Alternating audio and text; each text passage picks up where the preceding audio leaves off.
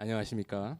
오늘 2025 GI AI 미래교육 포럼의 사회와 개회사를 함께 맡게 된 GIA 대표이사 임성윤입니다. 반갑습니다.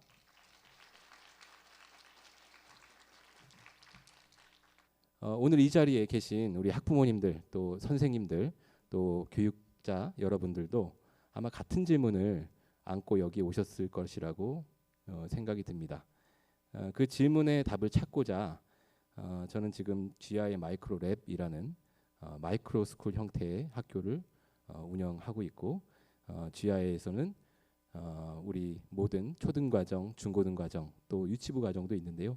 각 아이의 고유한 배움의 리듬과 방향에 맞춰서 깊이 있는 교육을 실천하고자 무던히 노력하고 있습니다. 하지만 우리 그 사회의 현실은 사실 너무 안타깝습니다. 최근에 뉴스에도 보도되기도 했던 7세 고시, 4세 고시, 이런 어떤 교육의 메인스트림이라고 해야 될까요? 그런 환경 자체가 아이들이 학원으로 내몰리고 또 고시와 시험 준비로 이 소중한 또 유년의 시간을 빼앗기고 있습니다.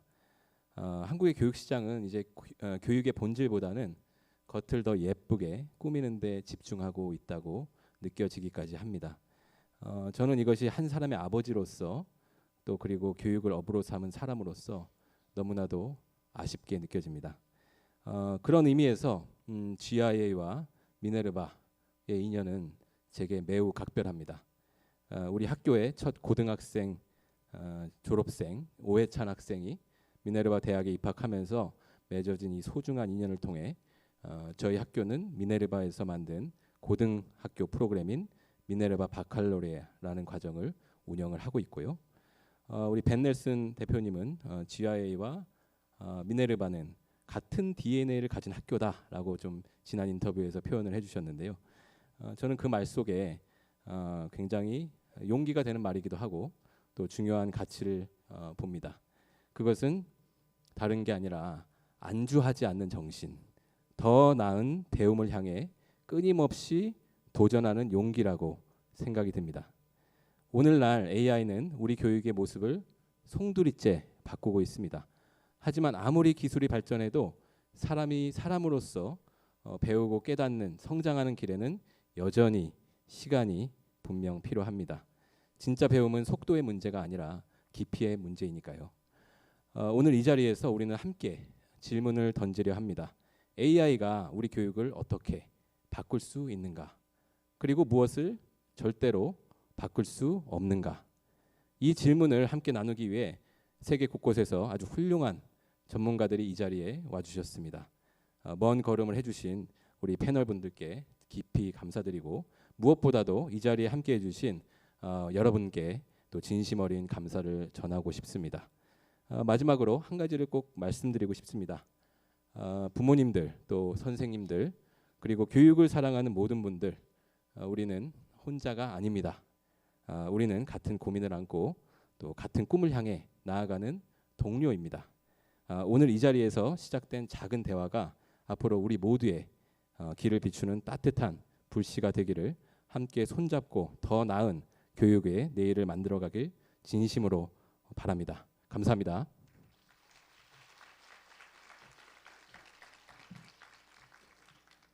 네, 다음으로는 우리 GIA 이사장님이자 키사의 또 이사장님이신 이명화 이사장님 나오셔서 축사 말씀 있으시겠습니다. 이사장님 무대로 모시겠습니다.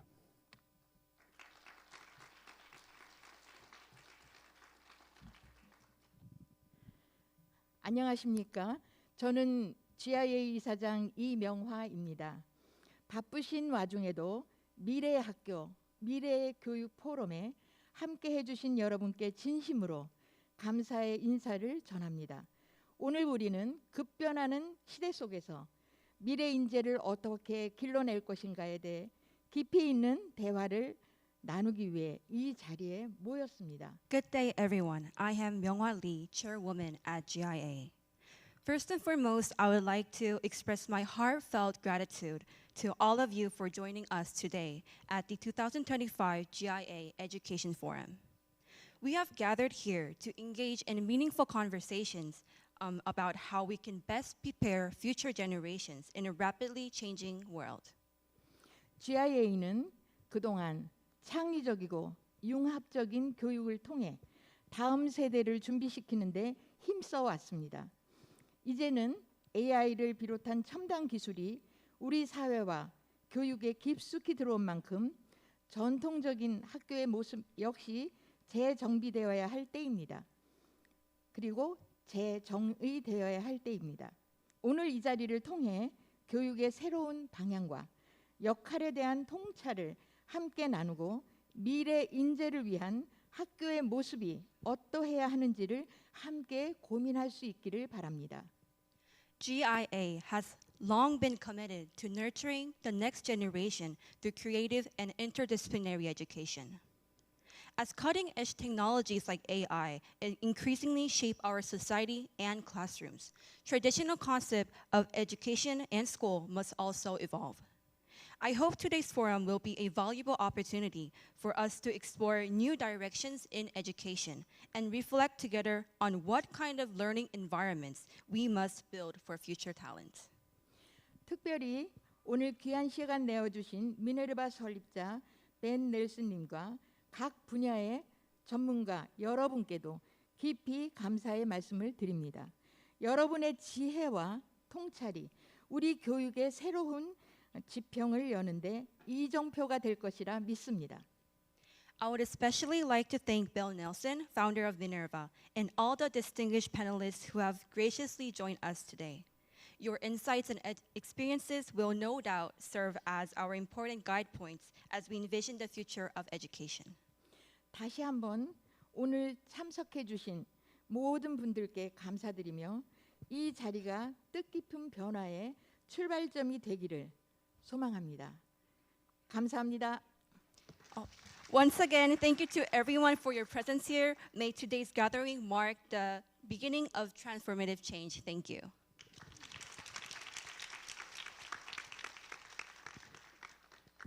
네, 감사합니다. 이명하 이사장님. 이제 오늘 포럼의 기조연설을 청해 듣는 시간을 갖도록 하겠습니다. 오늘 연설을 맡아주실 분은 전 세계 교육계에서 가장 혁신적인 리더 중 한 명으로 평가받는 분입니다. 21세기형 고등교육의 모델을 새롭게 제시한 미네르바 대학의 설립자이자 미네르바 프로젝트의 대표 벤 넬슨입니다. 벤 넬슨 대표는 비판적 사고, 글로벌 역량, 실제 문제 해결 능력으로 중심으로 한 전혀 새로운 학습 체계를 설계하며 기존 교육 패러다임을 넘어선 도전과 변화를 이끌어왔습니다. AI와 함께 급변하는 교육의 미래를 앞두고 그가 전하는 통찰은 오늘 이 자리에 있는 우리 모두에게 깊은 영감을 줄 것이라 확신합니다. 여러분의 따뜻한 박수로 벤 넬슨 대표를 무대 위로 모시겠습니다.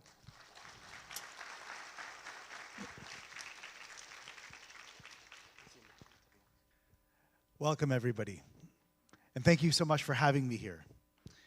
I wanted to talk to you today about the future of education.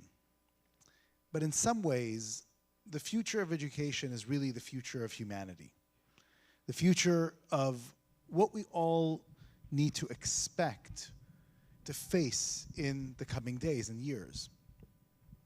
The problem about talking about the future is that it's uncertain. We don't know what the future will hold. And oftentimes, people like talking about the future because it gives a little bit of a sense of safety. You can make projections that things will change. You can make projections that everything will stay the same. And people will say, well, we'll see. We don't know. Let's find out. Let's not be rash. And so, when I talk about the future of education, I like to think about the past. I like to think about the world that we have been living in. A world that is very different than the world that our education system is built for. And then talk about the potential scenarios for the future.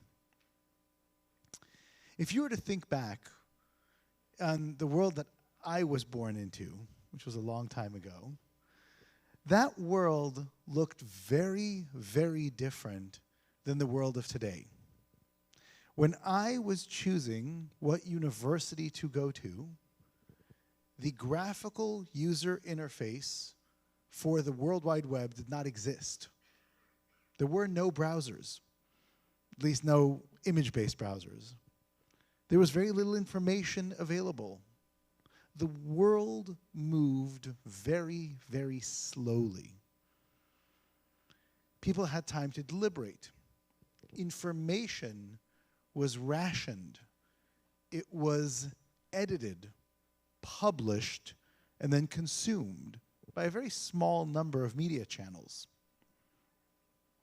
And the way that information was getting around was by and large through expensive, long-distance phone calls and writing letters or typing them. It was a very different world. But here, a little over 30 years from that point, the world has changed fundamentally. The speed with which the world progresses is dramatically faster than it was decades ago.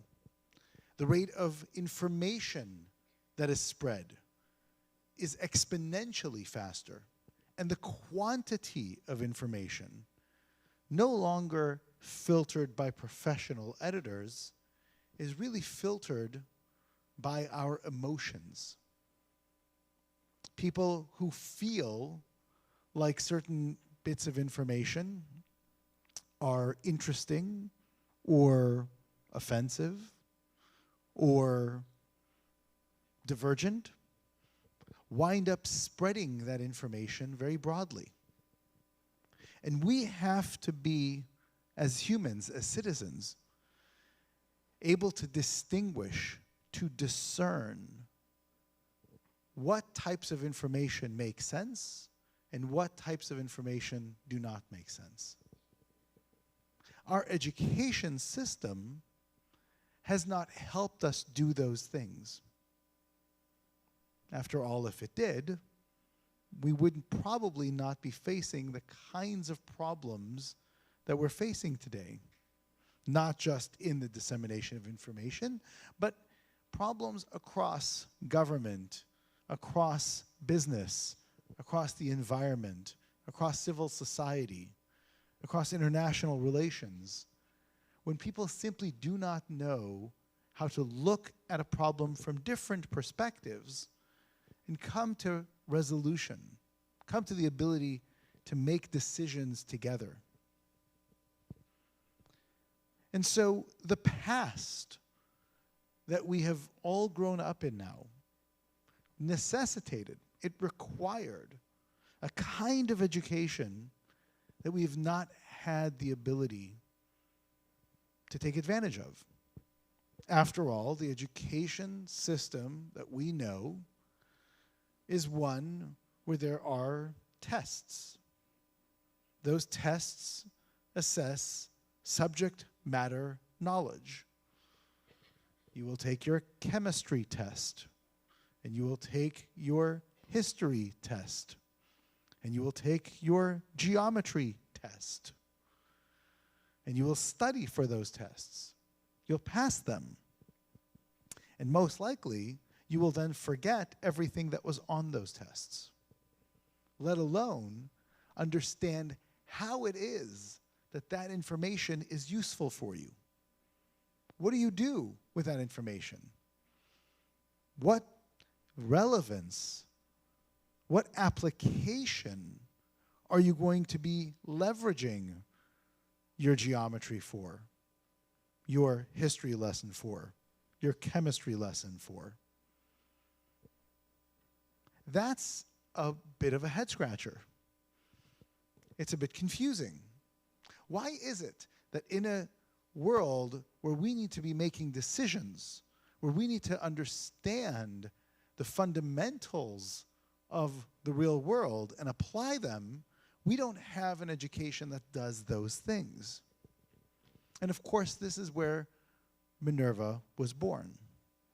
Minerva was born to shift the education system away from this study, pass, forget model, which doesn't have any relevance to what you learn, to a systems education approach, to a way to understand how it is that the world actually operates, to apply these systems of thinking from formal systems, those systems where you can actually compute or understand a correct or incorrect answer through algorithms, through logic, through data, through mathematics, statistics, etc., to empirical systems, the systems that you observe in the real world, to complex systems, the systems we actually live in, where things occur that you don't expect to occur, where you insert a solution of some kind, and rather than it producing what you expect it to produce, it produces something a little bit different, to rhetorical systems, the ways in which we communicate and interact with one another. And those concepts, the concepts that underlie these systems, are the core of all forms of a Minerva education. And it gives the learner the ability to make sense of the world, to be able to orient themselves and understand how it is that the world actually operates. It gives them the sense of, once you have that orientation, how to analyze, how to actually make decisions in that world, and then how to actually execute them, how to do things. That orientation, understanding, and doing paradigm is at the heart of the Minerva Baccalaureate program that GIA has pioneered here in Korea. It enables students to become systems thinkers by the time they graduate high school, even before they get to their university studies. But that really describes the state of today. And today, we believe that AI is going to change everything. That artificial intelligence will make humans obsolete. We won't even need to know things because the machine will just tell us everything. And it is true that artificial intelligence will change the nature of our society. Because now, the rapid rate of change that we've experienced to date, where information was being disseminated quickly, will shift to information being created. But not just information. Solutions will be created. Advice will be created. Public policy will be created. Product will be created. And what very few people will be able to do would have taken many more times the number of people in the past to be able to execute. I remember in the early days of ChatGPT becoming a living, breathing organization where people could actually use ChatGPT, there was a company that developed a way for you to write your own book by putting in a sentence. And the book would take 8 minutes to generate. The quality of that book may not have been at the highest level, but that was an early version. And there will be continued improvement in the product that AI is going to be able to produce. AI today can pass almost any one of those tests that exist in the traditional schooling system. And so the question is, what do we need an education for? AI will be able to do all of those things. We can just learn how to ask the AI, and it will do it for us. But here's the problem.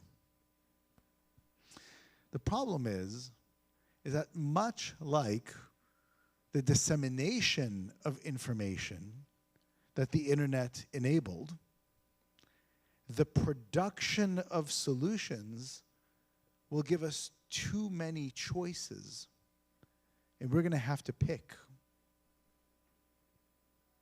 The AI will not pick for us. It may present a solution, but a minute later it'll present a different solution.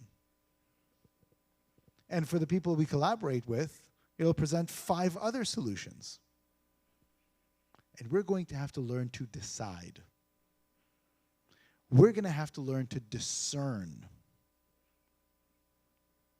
Because if the AI says that one person should pay 20% tax and another person should pay 30% tax, I don't think we would all nod and say, yes, that's a great idea. We'll just do whatever the AI says. We are going to want and we will require having a say. How do we do that? How do we face up to a super intelligence? How do we say we as humans can understand something fundamental that the AI doesn't? And that is expressing our opinion and preference and desires and filtering that, being faced with a number of plausible decisions, not to mention some that are not plausible. The way we do that is we have to train our minds in systems thinking. We have to be able to look at the solutions presented to us and understand from first principles how it is that you can unpack those solutions and understand what will lie down the road, what will be the unintended consequences of accepting them. That means that the imperative for education is far greater today than it's ever been in the past. No longer is our ability to pass a test worthwhile. No longer is the demonstration that we just have a high IQ enough.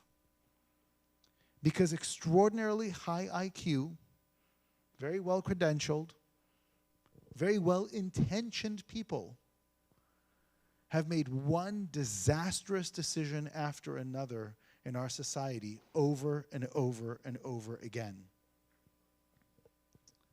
They went to the best schools, quote unquote, the best universities, quote unquote, had the best careers, quote unquote, but never got an education.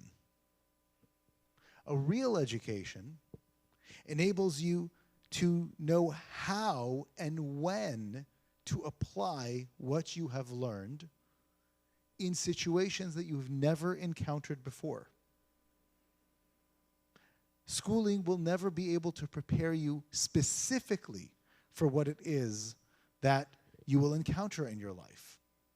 It can only prepare you to apply the tools that you need in order to manage that. In other words, the best schooling prepares you to be wise, to be able to know what to do in situations that you've never encountered before. Wise human beings will never be short of demand. Wise human beings are always going to be looked upon to discern, to make decisions. When smart human beings will long be replaced by artificial intelligence. That is the opportunity for this new wave of education. An education that actually takes the fundamentals of learning, the fundamentals of the laws of nature, the laws of mathematics, the fundamentals of history, of our ability to communicate, of our abilities to know ourselves, and weaves them together to expose the tools, the foundational principles underneath them that can then be applied to allow the learner to be wise. The opportunity that GIA presents to learners by providing them that holistic, comprehensive Minerva Baccalaureate experience is just that kind of opportunity. An opportunity that is built for wherever the AI age will take us. But most importantly, built for the world as we have needed it to be leading up to this point. I very much hope that you will engage in the rest of the day. Think about what is presented. Think about the ideas that are going to be discussed about artificial intelligence in the future, about the offerings that rethink education, and that will inspire you to join the movement, if not for your sake, if not for the sake of your children, for the sake of the people that your children will impact as they go into the real world and make the discernments on what decisions to take. Thank you very much.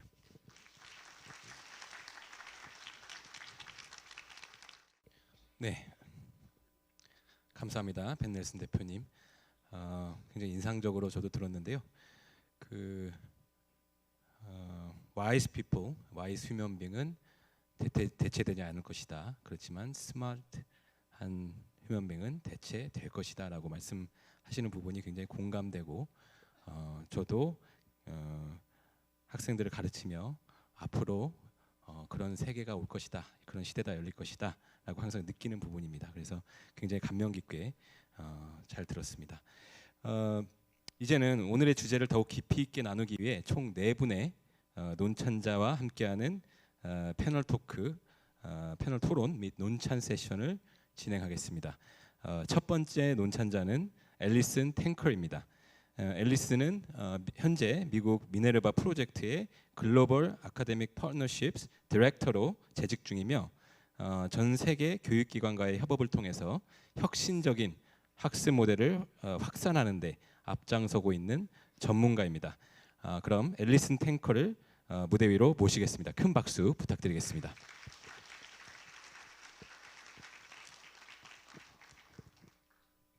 Thank you for coming to this Future of Education forum today. Thank you to GIA for hosting us. And thank you for creating space for all of us to engage in the role we want to play in ushering in this next era of education. Whether we are school leaders, parents, policymakers, educators, or even students, imagining what does the future of education look like? And as we really imagine the role and responsibility we have to embrace innovation as it's coming in, it starts to open up a world that can feel hopeful and less fearful. The last 10 years, I've had the opportunity of working with educators and school leaders around the world who have been embracing innovation in order to bring their schools into the next era. I stay highly encouraged in my day-to-day work, collaborating with individuals who are so open and willing to consider, what can this look like? How can we improve this and do this better? And really we have to think about what's at stake here with the inaction, with regard to the world as it's changing, and that we know We have various challenges, whether they are geopolitical tensions, climate crisis, or the vast uncertainty that technology brings in our world. There's a reality that learners today, young people, as we've just heard in our keynote, are in an entirely different place with their orientation to the world. They have these mini computers in their pockets. They have access to an incredible amount of information that looks wildly different than those of us growing up experienced. Their entire reality is shifting and changing at an accelerated rate that we can't even comprehend.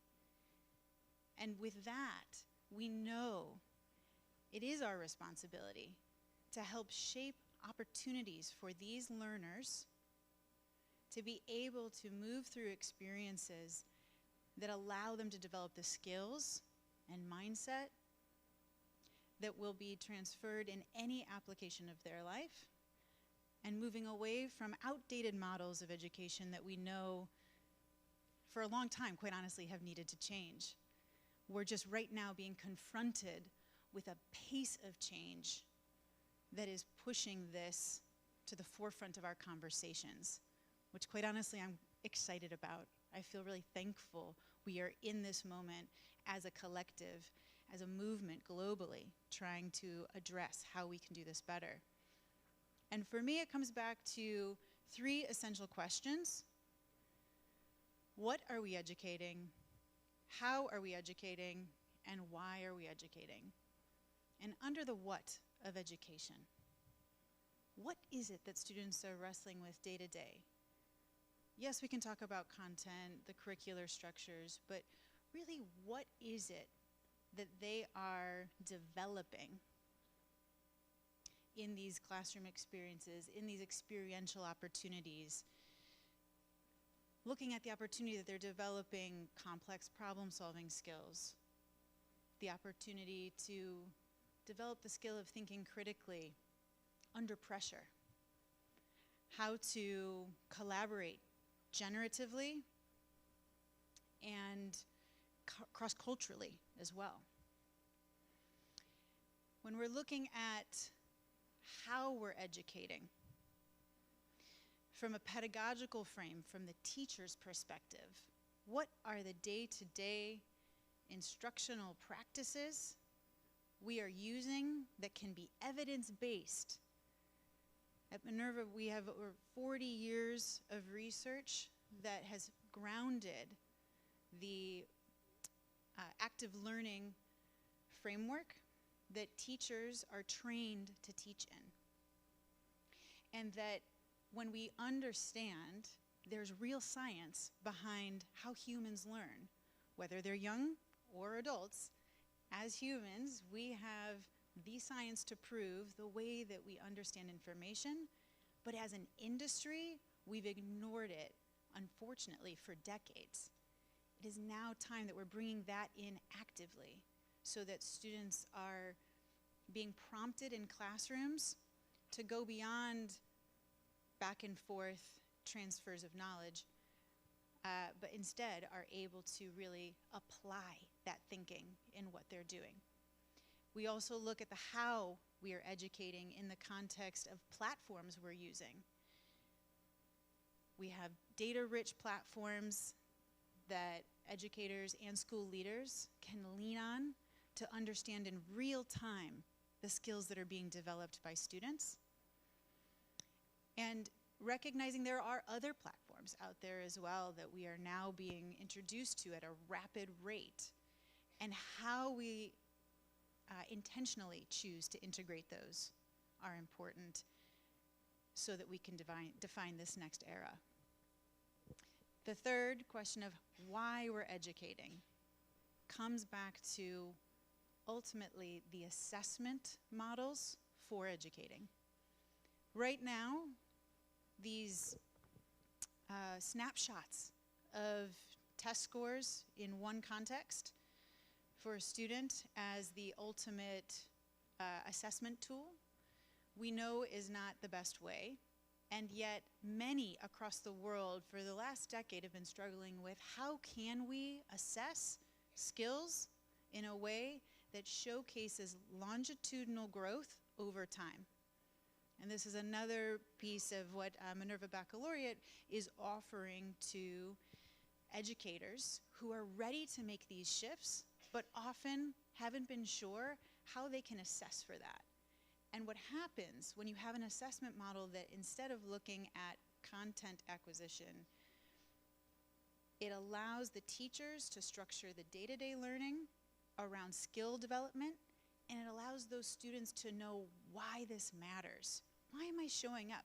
Is it today to learn about the periodic table, or is it in fact to look at how I as a student can identify patterns and trends across the periodic table? Because in a couple weeks, I'll also be looking at how to identify trends and patterns in constant ratios in my geometry class. And that I, as a student, have the opportunity to show up every day to learn these skills so that I can transfer them into any context that they come up as I move forward. And that opportunity of shifting the why around education so that it isn't just a necessary milestone a student has to move through on their journey, but in fact is preparing them with the mindset and the skill set they need for the future, will allow them to engage in a much deeper way. And all of this comes to the encouraging place that I feel people are leaning into across education to redefine how we can, in fact, design a system, design these school structures and these educational models that embrace innovation no matter what it is. Right now, we're talking about AI. 15, 20 years from now, we'll be talking about the latest technological advancement that's causing panic in the room. That's okay. There are new things that are coming in, and we have to remain agile and adaptive to those. But as we imagine moving forward with any innovation, remembering our role and our responsibility to acknowledge the fear that might be coming up, to look toward models that have been proven, that have been working, that we can take inspiration from, and ultimately to try experimenting a bit of our own in these new ways of teaching and learning so that we can all be prepared for the next era of the world that requires a human-centered, adaptive, and resilient community that welcomes whatever changes come our way. Thank you very much.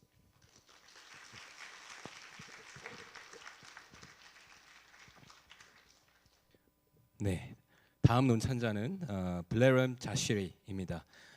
블레럼은 미네르바 유니버시티 졸업생이고 또 현재 하버드 교육대학원에서 교육 석사 과정을 이번 학기에 수료를 했습니다. 현재는 GIA 커리큘럼 개발팀의 일원으로서 저희와 함께 하고 있는 교육 연구자입니다. 아쉽게도 블레럼의 경우에는 비자 발급 문제로 인해서 이번 포럼에 직접 참석하지는 못하게 되었습니다. 다만 저희가 출국을 준비하던 마지막 순간까지도 현장 참여를 위해서 노력을 했지만 부득이하게 오늘은 화상 연결을 통해 함께하게 되었습니다. 블레럼 자시림 우리 GIA 연구원 연결해 보도록 하겠습니다. Good morning from Berlin, everyone, and thank you so much for having me there. I'm really thankful to be here with you and also very thankful to GIA for hosting this very important event. As it was mentioned, I am a Minerva University alumnus, and Minerva has profoundly shaped my own journey. So it's with a great honor to see Ben Nelson speak more about education and also some of the posing questions that are now in the field of education, especially with the rise of AI. And I think I want to kind of summarize what it has been said, that the main gaps in learning today are not because of AI or the lack of, but rather the design of the education system. Ben spoke about the fundamentals and understanding those. One, it's understanding the fundamentals about the world around us, both the disciplines, but also interdisciplines. And once you understand those fundamentals, how those kind of help us adapt to a changing world. But also there are the fundamentals on how we learn. how attention works, how we encode information, how we consolidate information, and also how we retrieve and apply to the new context. So whether a student is writing an essay with a fountain pen or with a GPT 4.0, the neurocognitive process of learning, such as I mentioned, the attention and encoding are remaining the same. But what has changed with AI is that now it's exposing how thin our traditional education system really is. So the moment that we see that the chatbot can answer our last year's exam questions in seconds, it becomes kind of very clear that the questions that we are assessing, the questions that we have asked our students are assessing recall, but not reasoning. We have been, I believe, in a similar position before. Thinking back of March 2020, when universities all over the world pivoted to an online learning because of the pandemic. And we saw that most institutions around the world streamed the same old lecture through Zoom or maybe other platforms. And then we saw when student engagement dropped, many educators sort of concluded that the online was the problem. But in truth, it was just, the problem was the replication without the redesign. And I'm afraid that we are kind of experiencing the same mistake with generative AI, where we bolt new technology into old habits and kind of expect that magic will happen. And the same probably will be also when I see the conversation about generative AI, taking a chatbot into the same worksheets and the same essays, then blaming the bot why we cannot have deep learning. This kind of brings me to the main point of what I wanted to mention within my 5 minutes, which is the focus on the science of learning. We have decades of research that kind of provide to us a strong and evidence-based picture on how knowledge sticks and also how knowledge transfers. None of these principles are new. They have been studied for decades. However, if we are honest, none of those principles are present in most classroom routines nowadays. And that is the design flaw that AI is bringing into the surface. I think it's putting educators into an uncomfortable position that their exams that they have used for over the years are not the way to assess anymore. Generative AI has not created this gap, but is making this gap sort of impossible to ignore. However, with the rise of generative AI, there's also many opportunities. Once we kind of tackle the application of those core science of learning principles in our classrooms, similar to what MBAC does, where you're learning how to recognize patterns across domains. You're learning how decision-making happens. You're learning how bias influence or sort of decision-making in other processes, how complex systems works, then maybe AI can kind of help us with some foundational work into that, maybe automate some stuff, even help us maybe with learning design, lighten some administrative load and whatnot. However, we really need to pin down to this core idea of applying science of learning research into the classroom, which kind of merges together both how the world works, but also how our mind works, and kind of create a coherent system where those two go in hand on hand with one another. I am very excited. I'm very happy to see that institutions like GIA are kind of moving towards this direction, especially with the Minerva Baccalaureate curriculum, which sort of provides space for both teachers, but also the students to become innovative into their own learning and also take agency on their own learning. And I guess generally it's kind of also helping schools and teachers in general moving from asking, will students cheat with an AI, to something like, are we challenging students to think, to connect, and kind of create in ways that matter to them? And yes, so my invitation today is very simple, to keep the spotlight in the science of learning, and maybe use AI as a catalyst to rebuild. Thank you so much.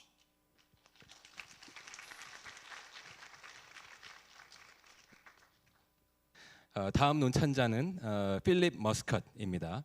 필립은 영국 출신의 교육자로 현재 GIA에서 커리큘럼 코디네이터이자 교육 컨설턴트로 활동하고 있습니다. 국제 교육 현장에서의 다양한 경험을 바탕으로 AI 시대에 걸맞는 새로운 배움의 구조와 수업 설계에 대해 깊은 통찰을 나누고 계십니다. Philip, please come to the stage. Good afternoon, everyone. Thank you so much for having me, and it's really an honor to share the stage with such educational heavyweights as we have on our panel today. What I'm going to try to do is tie a few of these threads together, actually, because we've said a lot about the challenges that we have presented and how things have to change. We've touched on some of the things that we want our students to be able to do in terms of the way that they interact with the world and the way that they think. But I want to take this to the next level to talk a little bit about how we can assess and more about how we can actually present this learning to universities, which of course is still an important piece of this puzzle. So let's be honest about AI. So if we're talking about essays, ChatGPT and other large language models can write them in seconds. If we're talking about computer code, actually now AI is exceptionally good in writing code and creating programs. Anything that is multiple choice based, anything that is based around knowledge recall, AI is stunningly accurate at being able to do that. So if that is the case, then what is it that we should really be assessing, and how can we do that? I'm making the point here that as others have as well, that traditional transcripts really do fail us, and they fail our children in terms of presenting to the world what they really have achieved and what they're really capable of. If you actually look at high school transcripts, especially those that are submitted to the most competitive of universities, they pretty much look the same. You're going to have a whole set of A grades or A stars, GPA 4. Grade inflation is actually a real problem. So the question then is, how do our universities and ultimately our employers differentiate between our graduates? So GIA Micro has recently partnered with an organization called the Mastery Transcript Consortium.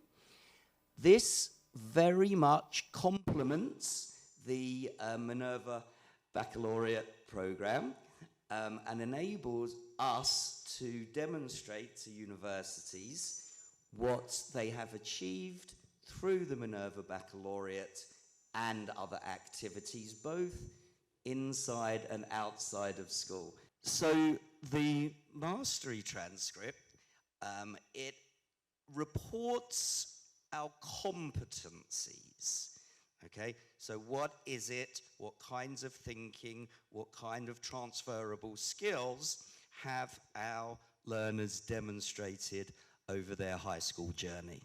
It's about demonstration of their learning in real-world situations, not just recall and memorization of facts. We have designed a set of future skills or competencies that include the 4 C's, which everyone's been talking about as the 21st century skills. So communication, critical thinking, creative thinking, leadership and collaboration. But we've also tagged on self-directedness, social emotional aptitude, and entrepreneurship. And these are very much aligned with the Minerva Baccalaureate, with their learning outcomes and the kind of thinking, the kind of systems thinking that's promoted in those students. Next. So you might be thinking to yourself, well, what does that actually look like with a transcript? So this is just an example.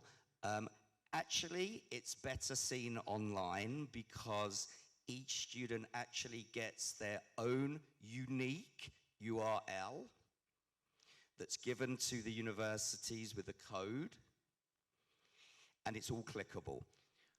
But instead of seeing the traditional, course, letter grade, GPA, it's all based around the competencies, and it simply says if that competencies has been earned or if it's still in progress.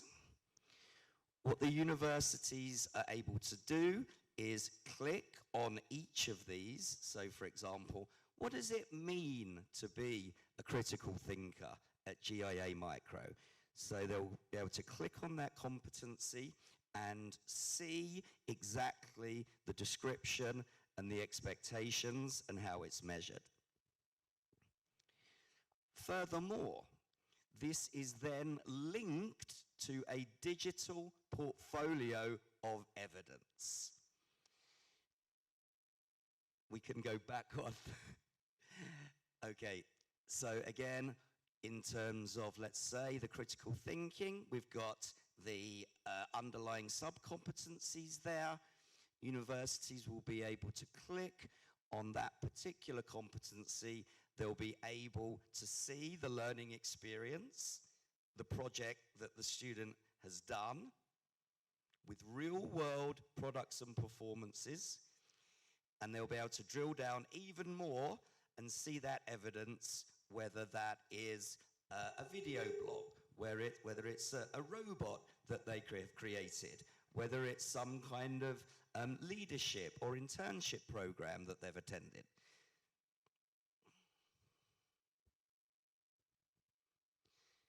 So I think that this is really where we're moving towards. So instead of just the traditional exams, it's real-world products and performances that the students have produced or performed over their high school experience. But furthermore, actually how much that has impacted their community. So that then leads us to, well, how do we have to actually change these projects and change these assessments? And we have to ask ourselves that simple question.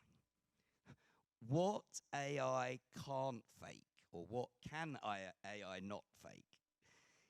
If an activity or an assessment can be done by AI and AI alone, then it's up to us as educators to modify that, to extend that. Okay, so here are some of the things, okay, that we need to, and we are at GIA Micro, embedding into our curriculum and assessment. AI may be able to create a video game. What it can't do is tell us whether it's fun to play. What it can't do is actually get out there and market it and monetize it and network out into the real world. What it can't do is actually get feedback from consumers and peers, etc., etc. So it really does enable us to take that creativity to the next level. Okay? So, of course, it's very, very important in terms of parents to have that secure feeling that we're doing the right thing for our children and that they are going to be set up for success in university and beyond. The Mastery Transcript is a growing movement with over 400 schools worldwide joining the movement. The university acceptance is becoming higher and higher, and you can see very, very big names that are looking actually towards the Mastery Transcript because they get so many applications. And how do they differentiate? They look at things like leadership programs, and community-based projects, etc., etc. Furthermore, for our families, if they already have a fairly good idea of which country, which university, and even which major, the Mastery Transcript Consortium, in partnership with GIA Micro, will contact those universities in advance to make sure they're aware, and also, hopefully, to get their acceptance that they will accept the Mastery Transcript. But even if there are some caveats, for example, oh, they might want an extra course or an exam in chemistry, let's say. That's perfectly fine, because our students are set up for success in terms of they know how to learn.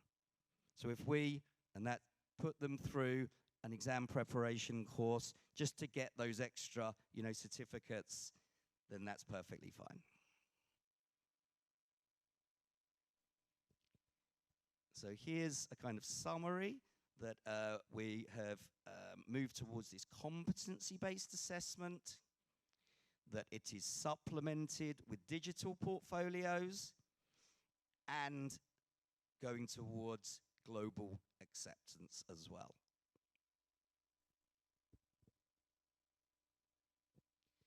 Okay, so just to sum up, these are the questions that I think are of utmost importance these days, and I think that the ones that GIA Micro have found some solutions to. Who is your child? What is your learner becoming? What are their interests, passions, and talents? What impact have they had on their communities, on the world around them, the globe in general, and what will they strive to be doing as they grow older? And last but not least, what is the evidence of all of this? Okay, so beyond a number, a letter, grade, what real-world products and performances and projects have they actioned? Thank you so much.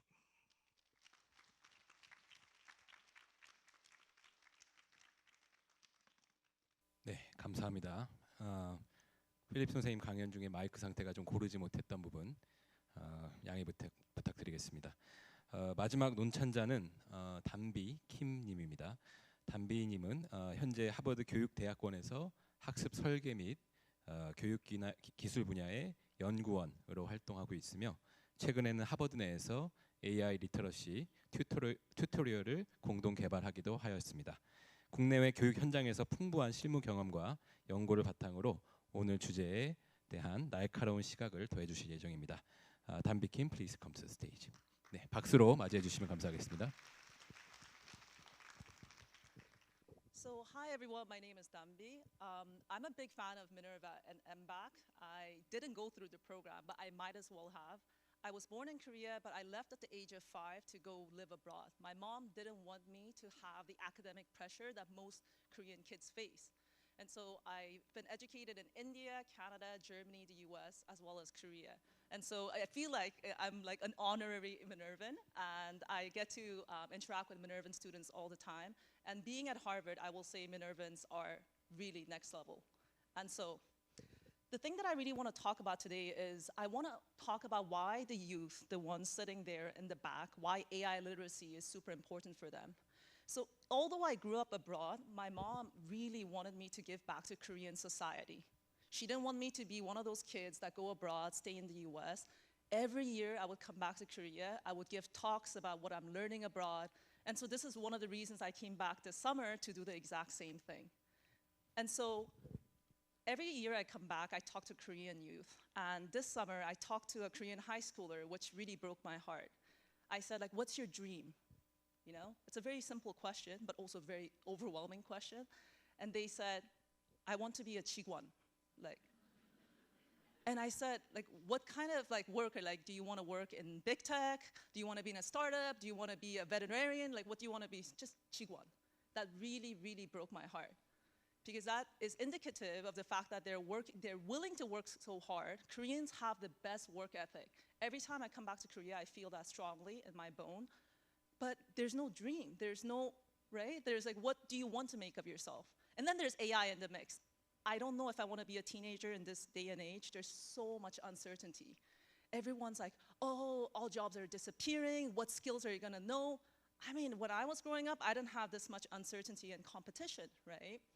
And so I asked myself, what is the most important resilient skill in the age of AI? I get this asked all the time at Harvard. And it's hard. It's like critical thinking, it's like creativity. There's so many different things, right? But I don't think it's a skill. I think it's a mindset. So I don't have a very traditional education background. I've been working in tech for most of my career. I've co-founded several startups. My dream was to go to the Silicon Valley, and when I made it there, I got to co-found a couple of startups.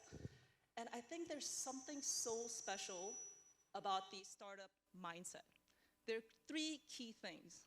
One is curiosity.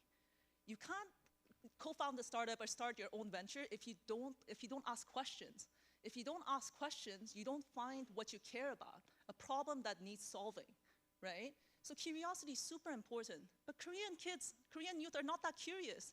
They're worried about SAT, 수능. They're not asking societal questions of like, what are the problems I care about? So that's really important. The second is, okay, now you have a problem you really care about, right? Second is agency. You need confidence and you need competence, right? That like, oh, I have this problem, but I have the ability, I have the skill set and the attitude to solve and do something about this problem, right? The third is, in startup life, it's extremely, extremely tough. I'm sure Ben can speak to this. You know, Minerva was a startup project, right? You hit barriers all the time. So you have to get back up, you have to get back up. It's not stable like Tegi up life. It's not like, you know, big tech where you have a cushy job, you have stability, you will get lots of headwinds your way, right? So how do we foster this? And I think it's definitely directly related to what Ben and all the other speakers have been talking about, right? We need to change how we educate young people. And so I think what I really think about in the age of AI, the past year, even though I'm from a startup background, tech, I've achieved so much in this 1 year alone.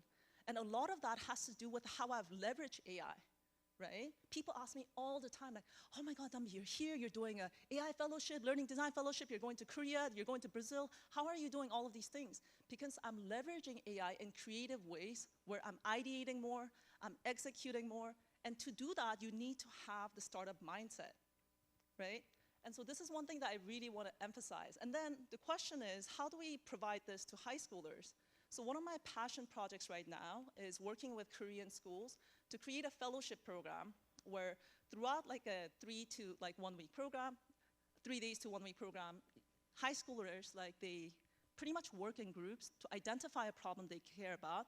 And then we introduce a range of different AI tools just beyond ChatGPT, because there's an over-reliance on ChatGPT. There's a whole world outside of ChatGPT.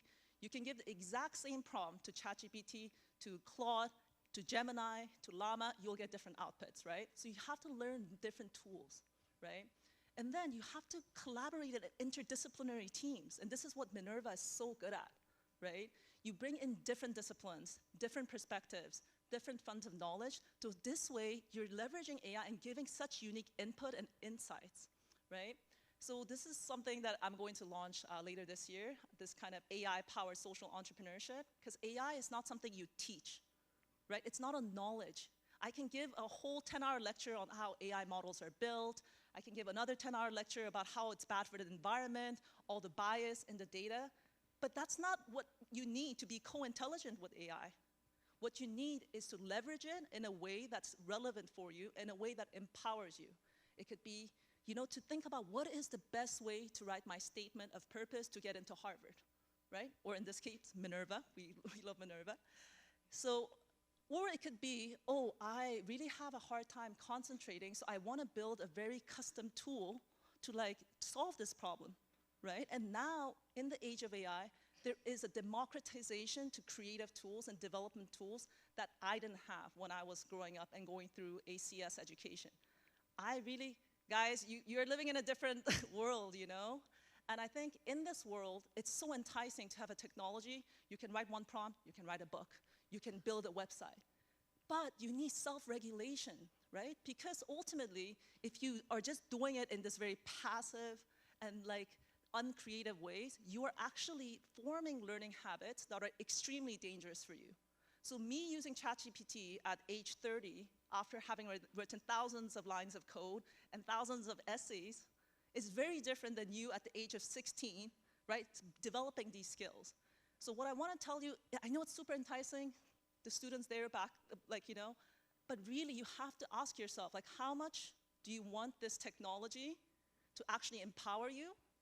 And how much do you want this technology just to take away all your critical thinking and creativity and human agency? And that is also up to you to decide. Don't just wait for adults to tell you that. You have to also adopt that mindset. And again, curiosity, agency, and resilience. So I really care about Korea. One funny story I want to share is when I was growing up, people were obsessed with Japan, right? They're like, oh, are you from Korea? Nobody cares, you know? And now everyone is like, when I say I'm from Korea, oh, I love K-pop, oh, I love bibimbap, I love bulgogi. Korea has done extremely well in the past, God knows, since I've been a teenager. But to continue with that upward trajectory, to continue to have a global presence, we really are at a very pivotal point in how we educate the youth.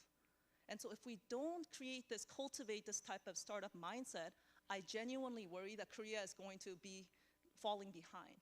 So I think this forum and what GIA is doing and the type of conversations we are having is really exactly the type of action we need. So thank you very much.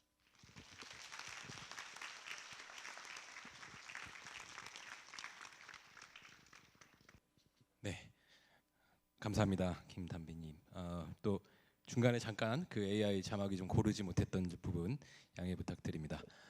이런 부분은 AI를 탓해야 될지 사람을 탓해야 될지 좀 애매하군요. 네, 다음 순서로 지금까지 발표와 논찬을 바탕으로 더 깊이 있는 대화를 나누는 패널 토크를 시작해 보도록 하겠습니다. 이번 패널 토크에는 앞서 논찬을 들려주신 앨리슨, 필립, 그리고 담비, 안타깝지만 블레럼 선생님께서는 오늘 패널 토크에는 참여를 안 하게 되시겠습니다. 앨리슨, 필립, 담비, and Ben, please come to the stage. And Emma, 템, 우리 그 미네르바 프로젝트의 또 디렉터 중에 한 명인데요. 이분께서 오늘 이 패널 토크의 패실리테이터, 진행자 역할을 도와주시겠습니다. Please everyone come to the stage.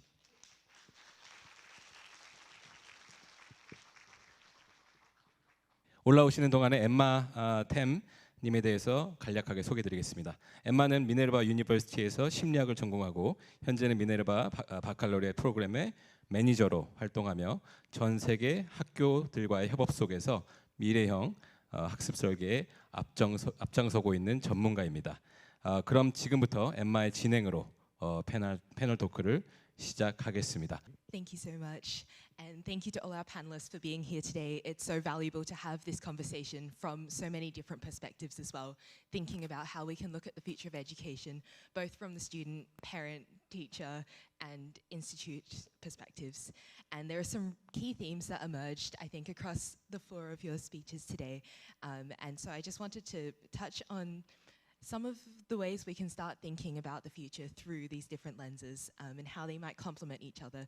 As MBAC students know, interdisciplinarity is the key to problem solving and thinking about how these different perspectives can intertwine to bring us to a place of more knowledge than we can from a single perspective. And so I think one of the key themes that came up today was related to how AI really is just this symptom of a much broader fundamental problem with our education system and its purpose today.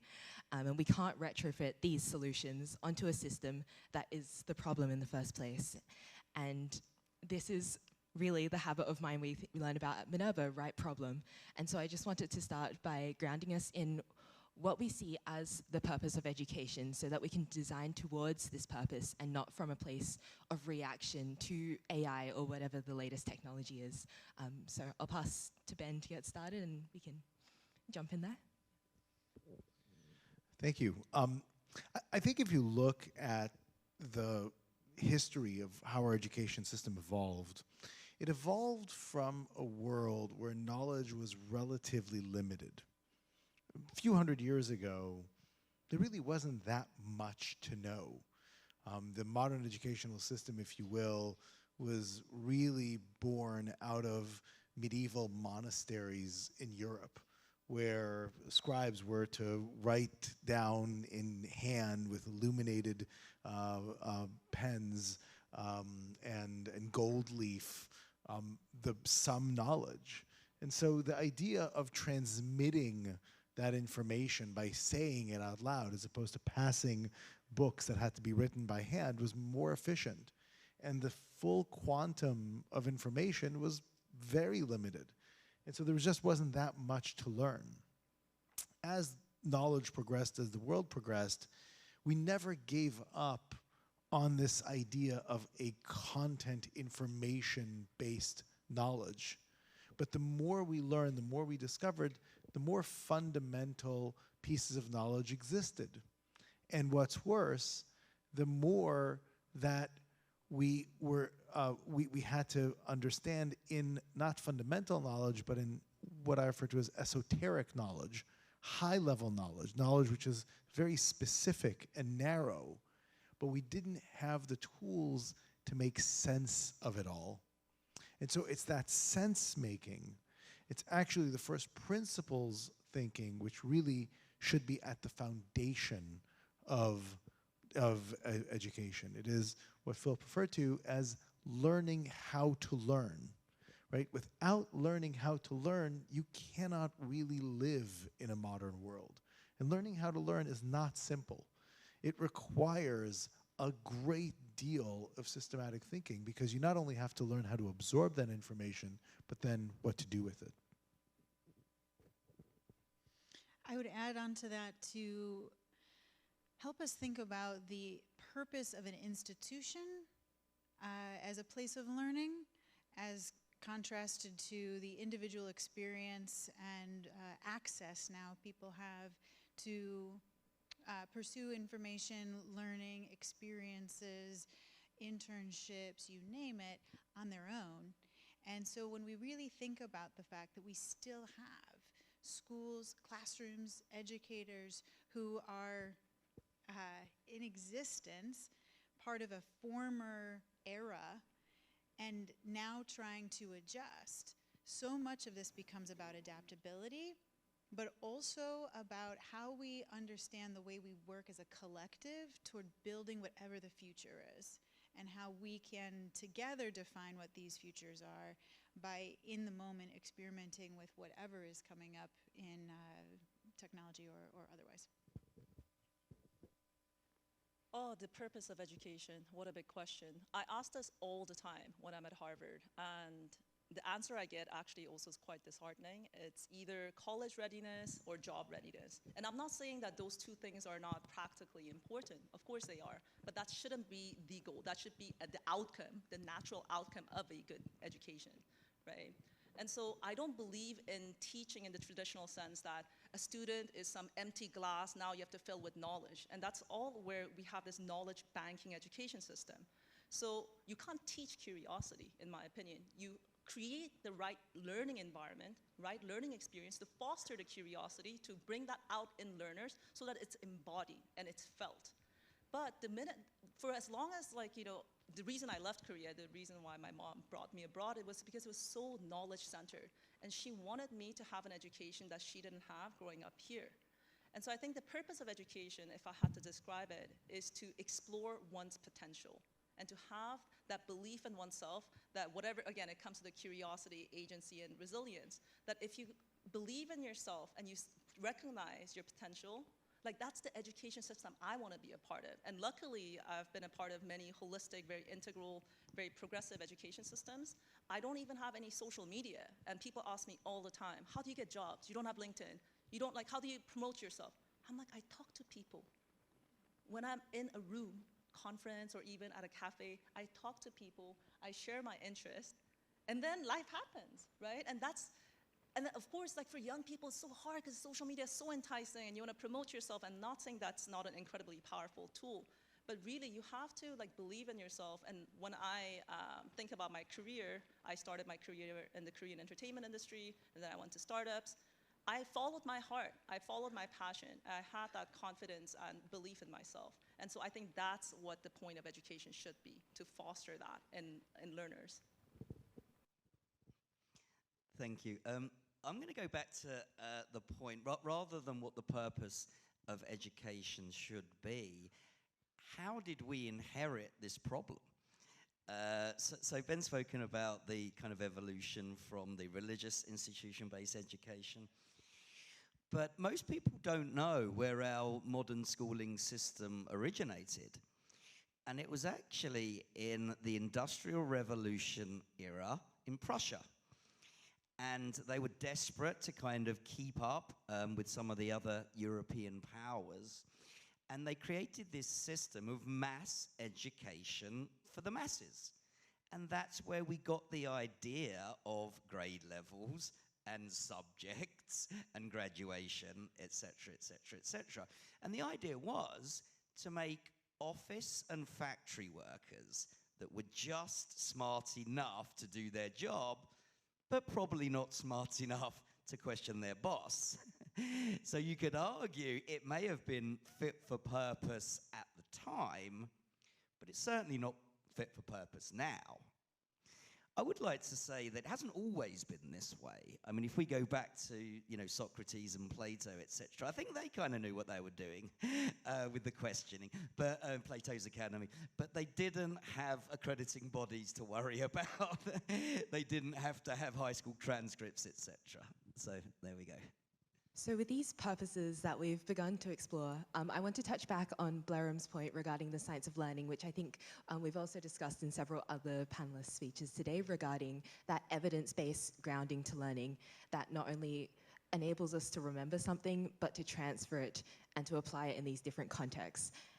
And so as we think about these purposes of learning, of education, how do you think we can talk about AI or these new technologies in a way that doesn't present a threat to these qualities that we want to nurture in our learners, but could even be used as a way to nurture them, to grow these facilities for critical thinking, for creativity, for agency, for transfer? So I think I have a unique perspective on this, having gone through this Silicon Valley experience and journey. So the main metric in Silicon Valley as an ed tech company or any tech company is user engagement. You need to just show that people are using the platform, spending more seconds and time. So attention is the currency, right? And when it comes to ed tech, that's very dangerous because let's say you have apps that are very gamified, like Duolingo. Are you actually learning the language? Ask anyone who's used Duolingo for 2 years if they speak fluent in that language, they'll say no. So I think when it comes to ed tech, there is such a need, a dire need to provide or like to infuse science of learning so that you're actually engaging on the platform and forming the right type of learning habits. But most ed tech companies I consult for, I interact with, are by tech bros that are extremely good at building products, right? And it's fun, I love building products too, but there's that disconnect, right? So I think moving forward in the age of AI to really foster the right type of competencies and skill sets and mindset, we need to bridge these two communities of educators, learning scientists, and really collaborate on moving the technology forward in the right direction. Because right now, it's really technologists building their fun ed tech solutions, adaptive learning, personalized learning. I cannot hear those two terms anymore. It's very, very tiring. Or the educators just being like, oh no, AI is going to take over the world. So there's such a big disconnect. So I think it starts with bridging these two communities first and foremost. I'd pick up on that and also say it's working with educators and school leaders alike to go deeper in the science of learning, because even in that community space, there's not enough opportunity in our professional development to really understand how we take what has been researched for decades and integrate that into our classroom instruction, into the curricular structures. And as a result, you start to run into these this kind of cognitive dissonance inside these classroom spaces that if we just spent more time with the humans inside these systems to get deeper in what we're talking about with the science of learning. When it comes to AI, for example, there could be a connection point where there's less fear of the simplicity of plagiarism coming into the conversation, and more of a nuanced approach looking at how do we critique what AI has produced in contrast to what in the classroom a student might have generated, and put those next to one another, and that as an educator it's my role to figure out how that assessment looks, but how more specifically to give feedback so the student can get deeper in their understanding of how they are using these technologies for their own development, for their own growth potential. So I think, again, it comes back to how we engage all the players inside this ecosystem to be operating from a more mindful place in the science of learning. I think the question of transfer, of being able to apply what it is that you've learned in one subject into another, is the holy grail of education. And the problem of the Prussian subject matter by subject matter process is that every field of knowledge has its own language. And they oftentimes use very different terms for the exact same question or the exact same process. Emma was referring to right problem. What is the problem that you actually have to solve? Well, in medicine, that's called diagnosing, right? In social science, it's called root cause, right? And the problem is that you can have a student exposed to diagnosing a disease when they're studying something about biology, and then having the same tools applied in history, but not understanding that it's the same tools. And therefore, they aren't being able to establish patterns across. Let me give you another such example, not just from subject to subject, but from other things. I am sure that, not today, because today all of the talks were fascinating, but I believe that you have sat in a chair like this and heard another talk be very, very boring. And you sit in the chair and say, oh my God, this person is so boring. They're just going on and on and on. And then, on another occasion, you have been asked to give a talk. Maybe in the school, maybe in front of the class, maybe in front on a stage, in front of other people, and you were boring. Why? You know when somebody else was boring, you recognize it. You say, boy, that's a boring speech, that's not engaging, that's not interesting. Why do you deliver a boring speech? That's transfer. The ability to critique something is very different than the ability to produce something. And a curriculum like the Minerva Baccalaureate that is aware of how you apply the same idea from subject to subject, from critique to production, from when you're asked to use it versus when you're not asked but you're supposed to come up with it, from the ability to think on your feet, think spontaneously, versus think deliberatively over time, you now get a tapestry, an overview, not just on whether or not you know, do you know what is a boring speech, but can you produce? Can you produce in context after context and situation? That is transfer. That's actually real life. That's what a real education must train you for, and you simply cannot learn how to do that in a traditional education system. So in some sense, I think that AI is a red herring in a lot of these conversations, because it's not a new problem, and as we've said, decades of research has told us what good learning looks like, what traits do successful people have. So I'll just coin it as cognitive dispositions or habits of mind, okay? And this is where the Minerva Baccalaureate really comes to its strength, I think. Now, There are other frameworks, for example, the 16 Habits of Mind, which told us what dispositions successful people have, whether that's in engineering, education, or even, the media. So one of those is questioning and problem posing. Now, people often get it wrong because they think it's problem solving. No. Can we define the problem? Tell me what the hashtag is, because I'm sure there is one. Okay, there we go. It's the same. Okay, so let's go back to AI, because we have to, right?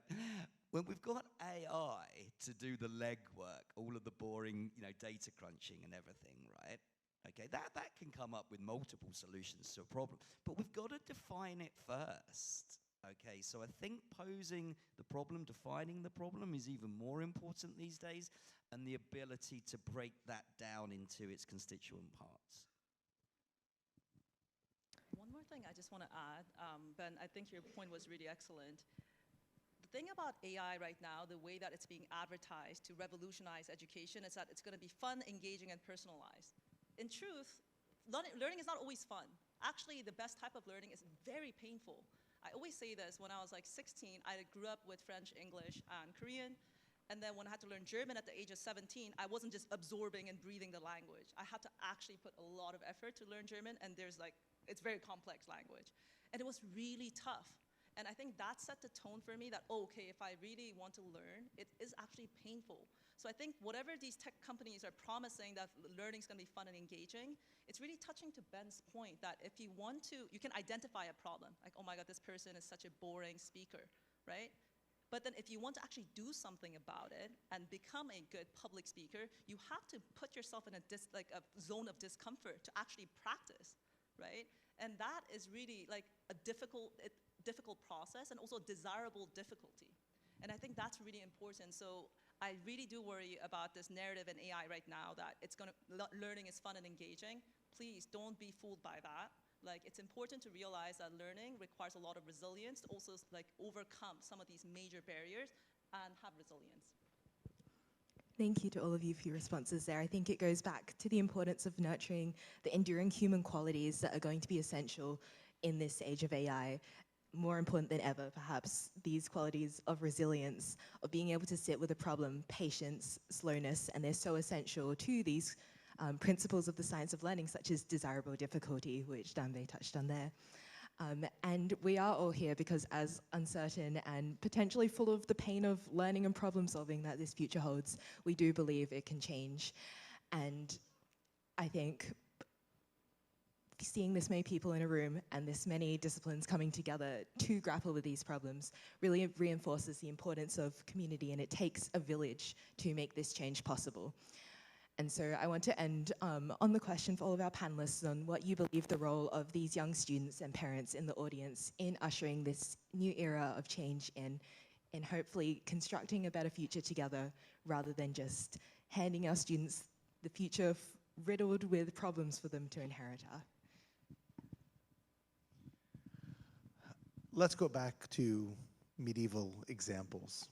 And let's assume that you were injured in some way. You had a knee that was injured, or maybe you broke a bone. And you had two options, two hospitals that you could take yourself, or more importantly, your children to, if something happened.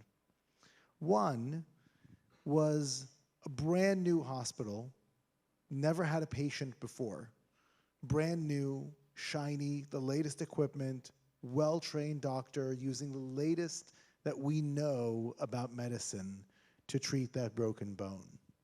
The second has been around for 1,000 years, has never heard of anesthesia, doesn't have any antibiotics, uses saws and nails and hammers to fix your broken bone. Anybody here would go to the 1,000-year-old hospital? Anybody? Yeah, I didn't think so. Strangely, that's true of every decision you make in your life. What clothes you wear, the food you eat, the car you drive, right? the items that you buy, the books that you read, right? The assumption is we've learned a few things. We've improved upon old models. And that is what we should be consuming. In education, by and large, it's the opposite. People gravitate towards the oldest, most broken, most completely and utterly ineffective solutions that are out there. But education is by far the most important decision you make. It's the most generative. It is what happens in the mind of your learner. And so rather than flocking to what people are used to, be smart. Realize the difference between going to the medieval hospital versus the modern one. And do what is the most important thing, not just for your child, but to advocate more broadly. And this is why your role in education reform is so crucial. Because without everybody in this room advocating for what is right, we will continue to have a world that doesn't educate. I just wanted to keep that thought going, actually, because it reminds me of a quote by one of my favorite, he's an economist and philosopher, actually, Thomas Sowell, says, "There is no such thing in this world as solutions. There are only trade-offs." And if you really think about that, it's amazing and true. Okay, so the question, I think, Emma, if I'm not wrong, was what responsibility or what course of action would our guests and parents have? Okay, so you have a trade-off to make. Okay, so you can look at these traditional education systems that everyone knows are obsolete, that everyone knows are not fit for purpose. Okay? I think, and a lot of you have probably got quite young children. By the time they get to high school, I don't think that high-stakes exams will even exist. I think that the requirements for university entrance will be radically different and to be a more competency-based and portfolio model.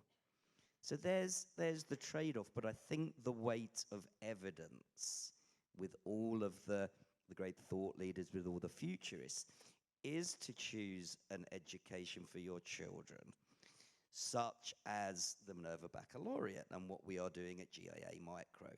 So what should you do? Sign your kids up for GIA Micro School, I think is the answer.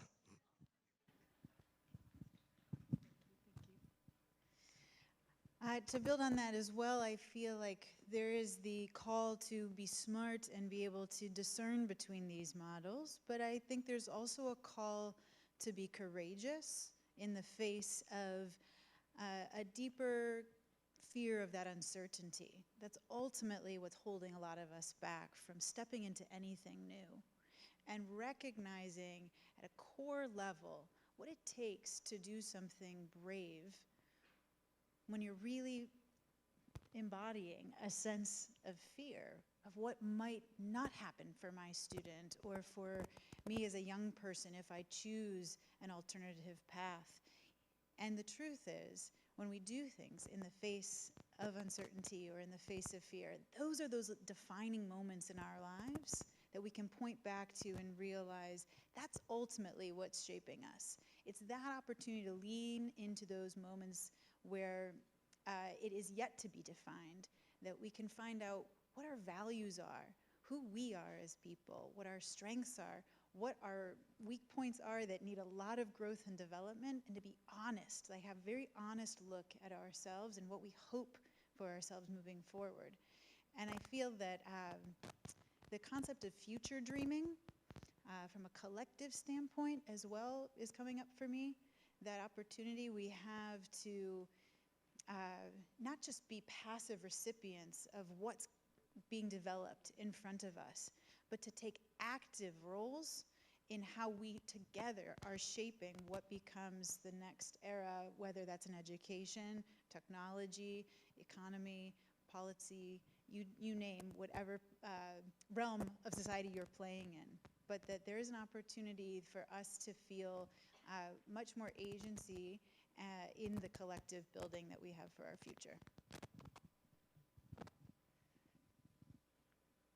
The advice I would give to parents and students in the age of AI is be a generalist. And I think that term generalist, jack of all trades, has been frowned upon for a long time.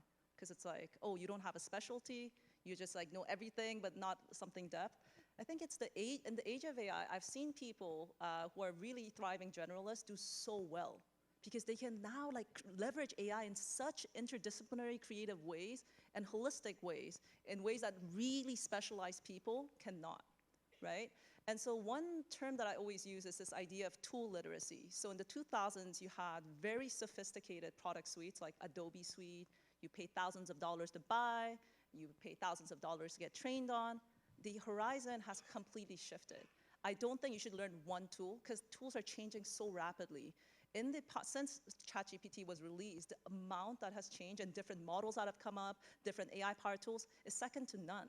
So what is important is not to get locked in one tool, like Photoshop. No, you need to develop the right type of skills to learn tools quickly and learn which tools are relevant for which task. And that is not the mindset of a specialist, right? Because a specialist says, I want to learn Photoshop.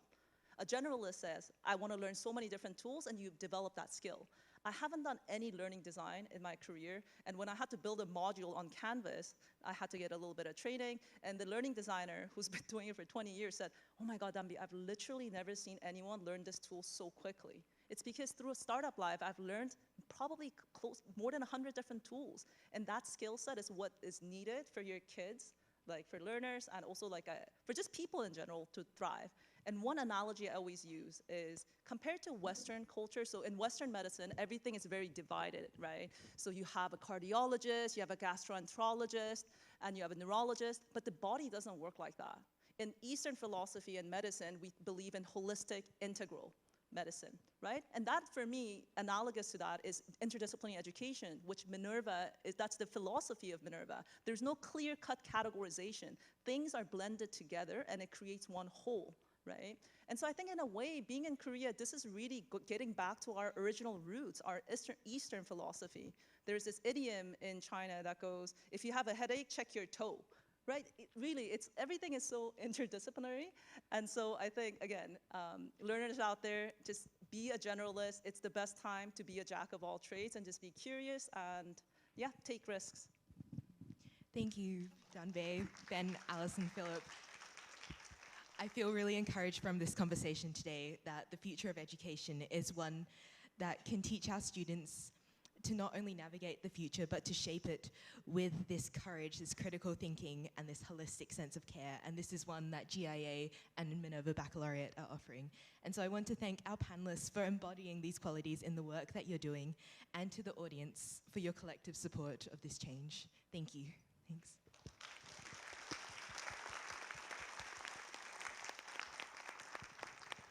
네, 제가 들으면서 이 정도의 퀄리티의 토크를 우리가 특히나 교육 관련된 이런 아주 고퀄의 토크를 어디서 들을 수 있을까 단연코 없을 것 같습니다. 아주 수준 있는 그런 깊은 내용들로 이 디스커션을 진행해 주신 또 엠마, 또 오늘 패널 분들 감사드립니다. 다시 한번 뜨거운 박수 부탁드리겠습니다.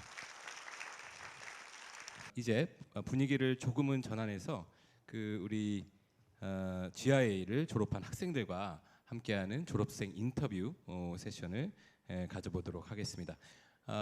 네, 졸업생 4명은 무대 위로 올라 주시고요. 네, 이 시간에는 GIA 교육 여정을 실제로 경험한 3명의 졸업생 오해찬, 김은결, 최현수 군과 1명의 재학생 이혜경 학생이 무대에 함께할 예정이며, 제가 직접 진행을 맡아 그들의 배움과 성장을 이야기로 들어보는 시간을 가지려 합니다. 오늘 사실 많은 분들께서 몇 년 동안 들을 영어를 오늘 하루 다 들으신 것 같아서 제가 이 시간은 좀 한국어로 인터뷰를 진행을 해보도록 하겠습니다. 네, 먼저 오해찬 군에게 질문하겠습니다. 오해찬 군은 그 지하에 몇 살 때 혹시 들어왔죠? 저 지하에 14살 때 들어왔습니다. 네, 지금 현재 몇 살인가요? 25살입니다. 아, 네. 그 지하에서의 시간, 그 긴 시간 동안에 좀 특별히 기억에 남는 순간이 있다면 어떤 순간이 있을까요? 사실 기억에 남는 순간이 여러 순간들이 많이 있는데 한 가지 기억에 남는 순간은 14살 때 처음 지하에 들어왔을 때가 많이 기억이 납니다. 그때 영어를 사실 거의 모르는 채로 지하에 들어왔는데 지하에서 모든 수업을 영어로 진행하고 학생들끼리도 영어로만 대화를 하다 보니까 처음에 적응하는데 많이 힘들었던 기억이 납니다. 수업 숙제가 뭐가 나온지도 모르고 수업 내용이 뭔지도 잘 이해가 안 됐었는데 그래서 매일 집에 가서 수업에 했던 내용들을 어떻게든 이해하려고 노력을 했던 시간들이 많이 기억이 나고 또 그때가 마냥 힘들지만은 않았던 게 그렇게 매일매일 반복되는 것이 쌓이면서 1주가 지나고 한 달이 지나고 2달이 지나면서 영어가 조금씩 들리기 시작하는 그 느낌이 너무 좋았던 것 같습니다. 영어가 조금씩 이해가 되고 친구들과 조금씩 소통이 가능해졌을 때 되게 많이 희열을 느꼈었던 것 같은데 그래서 그때 기간이 좀 많이 기억에 남는 것 같습니다. 네, 제가 좀 마음이 급하다 보니까 그 오해찬 학생의 소개를 좀 먼저 부탁드리려고 했는데 그 부분을 패스한 것 같습니다. 우리 오해찬 군은 우리 그 GIA의 첫 번째 기수 고등학교 기수 졸업생이었습니다. 그리고 네, 졸업생 한 명의 기수였는데 최초로 우리 그 GIA에서 그 배출한 졸업생 학생이었고 그 이후의 소개는 좀 간단하게 자기 소개를 좀 부탁드리겠습니다.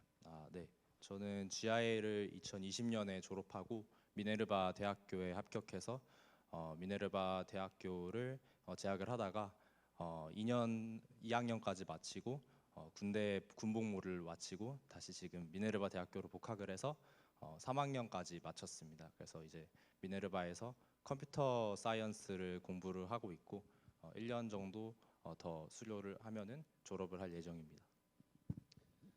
네, 현재 지금 미네르바 3학년을 마친 상태이죠. 그 미네르바 3년간의 여정을 한 단어로 표현한다면 그리고 그 이유는 무엇일까요? 3년을 한 단어로 표현하는 게 쉽지 않은데 한 단어로 표현을 해야 한다면 확장이라고 표현을 하고 싶습니다. 사실 미네르바를 다니는 게 되게 빡셉니다. 그래서 I just said Minerva is very tough. 근데 되게 재밌기도 합니다. 매일매일 수업을 들어가는 것이 수업에 들어가서 학생들과 토론을 하고 그다음에 새로운 내용을 배우는데 그 과정을 정말 재밌게 했던 것 같고 그다음에 확장이라고 표현한 이유는 되게 다양한 사람들과 만나고 다양한 나라들에 가서 공부를 하고 생활을 하게 되는데 전 지금까지 총 4개의 국가에 갔는데 그 각각 다른 대륙에 있는 도시들이었고 그다음에 한 50-60개 정도 되는 국적의 다양한 친구들과 같이 공부를 하고 매일매일 같이 생활을 하고 같이 방도 같이 쓰고 하면서 생활을 하면서 한국에서 20년간 있으면서 하지 못했던 생각들 그리고 보지 못했던 관점들 그리고 하지 못했던 깊은 대화들을 친구들과 하고 수업에서 그런 내용의 새로운 내용들을 많이 배우면서 제 단순히 지식만 쌓이는 것이 아니라 세상을 바라보는 시점에 대해서 많이 확장이 됐고 제 시야도 넓어졌다는 생각이 많이 들고 그다음에 인생을 보는 관점도 많이 확장이 됐다는 생각이 듭니다. 그래서 이게 글로벌적으로 영향력을 끼치려면은 되게 필요한 것 중에 하나라고 생각합니다. 다양한 사람들의 관점을 수용할 수 있고 거기서 단순히 다 모든 것을 받아들이는 것이 아니라 자기 자신의 관점을 만들고 자기 자신만의 세계관을 만드는 것이 중요한 과정 중에 하나였다고 생각을 합니다. 네, 답변 감사합니다. 최근에 그 아주 또 유명한 그 시그마 컴퓨팅에서 그 인턴십을 또 받았다고 들었는데 진심으로 축하하고 또 졸업 후의 계획이나 또 향후의 꿈이 있다면 어떤 것인지 또 그 여정에서 또 GI가 어떤 의미인지를 또 간략하게 말씀해 주시면 감사하겠습니다.